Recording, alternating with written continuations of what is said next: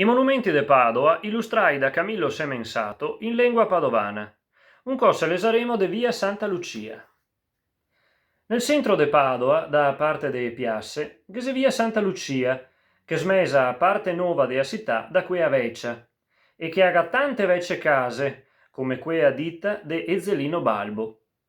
Su sta strada che c'è anche la chiesa de Santa Lucia, del Settecento, fatta da un bravo architetto, el Benato, e drento tignua ben, anche perché davanti che c'è un collegio de preti, e che c'è sempre esposto il Santissimo.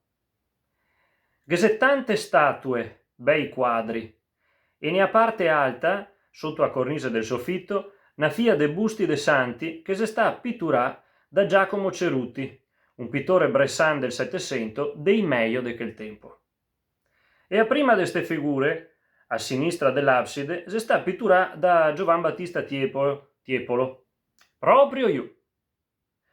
Tacà a Cesa de Santa Lucia, che sia scuola de San Rocco, con tutte le storie de San Rocco pitturai da Domenico Campagnoia, Stefano da Larzare e Girolamo del Santo, pittori che doveva aver fatto una specie di cooperativa nel Cinquecento, per chi si trova spesso insieme,